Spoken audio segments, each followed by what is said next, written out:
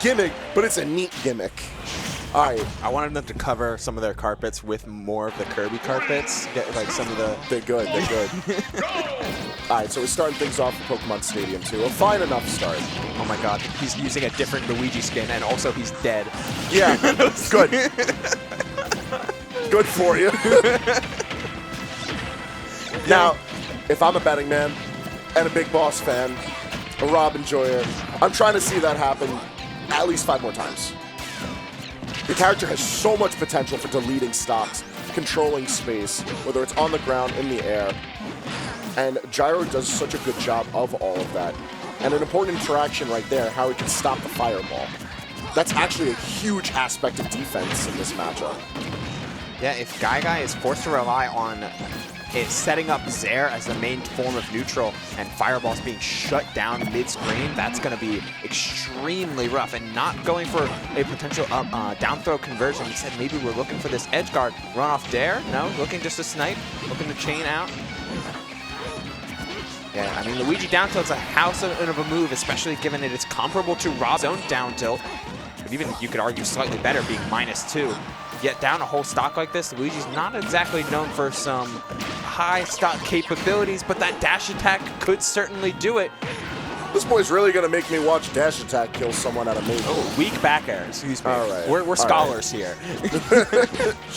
True thespians of the Luigi art. Oh, but missing the tech on down tilt is going to be a rough one. BigBoss is one of those R.O.B players that feels like they're providing or utilizing the full tools of the characters. A lot of the times, R.O.B players will do good stuff R.O.B for a lot of what they, how they operate the character, and it's really a testament to some of their player skill in addition to how flexible of a character R.O.B will be. BigBoss is out here looking to do R.O.B yes, things. Sir. He's out here to close you out and break you down just as much with gyro toss as he is in neutral and advantage. And as we see the opening, this is how every R.O.B wants to start the game. And it's a good start to a game, it is. Just the fact that you recognize immediately that BigBoss is trying to play the game at a bit of a distance, where he's not going to levy so heavily at the boxing buttons that R.O.B is starting to become more infamous for, but rather take into the more traditional play of zoning. Trying to make use of gyro at that mid-range, the laser where you can, and of course those Z-drop combos. We've seen Gyro put in plenty of work so far. Let's see if it can happen again as Game 2 brings us over to Smashville. Yeah, more access to this platform on Smashville is going to be GuyGuy's best friend. Oh, so could have been that potential edge guard if he gets if he got the sweet spot on that down air. BigBoss choosing such great times to dash it back and very much dominating this corner. Have to be careful on how many times GuyGuy commits to this initial dash, because every time it seems like he takes a step forward and can't pull up shield, that's when BigBoss strikes.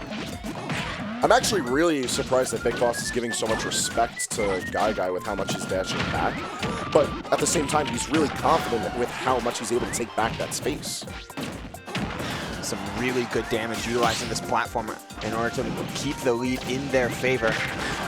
And they've seen some of these R.O.B tricks before. I mean, GuyGuy been around enough of New York in order to know that R.O.B mains don't grab ledge, but falling out of the side B is certainly a rough one.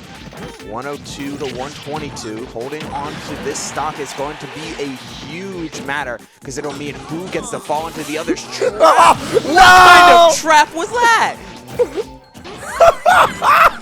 He forced the air dodge from Green Missile. Oh, that's so silly. But that's a really good spot to be in. Luigi combos with Rage on this stage? They get different from the usual combos, but they can certainly just as devastating. 41% already, and you're hitting that sweet spot where things can bounce off this platform and take to the heavens very quickly. But this should be a down throw into an up air exclusively. Not going for the up tilt first, just keeping it slight and simple. Like, playing with a lethal amount of precision is what you need in this kind of a matchup. Because both of these characters are sort of cut from the same cloth in that they have a lot of tools for different jobs, but at their core, one touch and you die. Like, they can both just sort of do it to you. And there it was.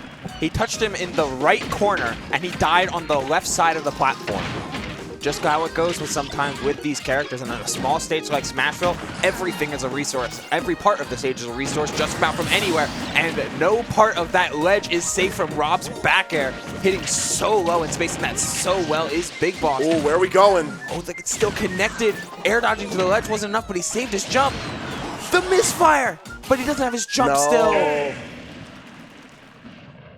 That was just the wackiest way to lose. But a great idea from BigBoss. Like, they know they're at this low percent. They know Rob has the weight to back this up. So that side beat, just as much as it was intended to blow up GuyGuy, it was intended to block any green missile that would come through. Because without a jump, Luigi's a sitting duck except for that side B, and if you block one of them, he's still gone. Now, while the set did manage to follow with seeding, I am proud of how GuyGuy managed to throw it. Except for that part. I'm not going to be that much of a Luigi apologist.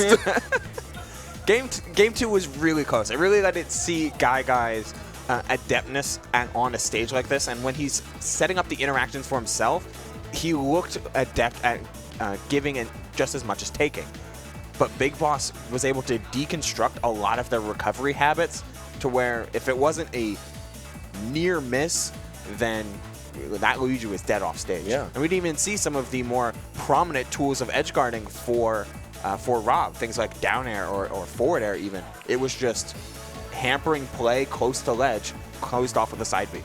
I think what really was interesting about that set was the fact that throughout the entire thing, anytime BigBoss wanted to try to play the, I guess, more modern Rob game, when it comes to just outboxing your opponent, setting up for those gyro combos, we saw GuyGuy just completely beat him out. It was at the zoning where he looked so strong and was able to react accordingly to the offstage play and make it just seem like an effortless W.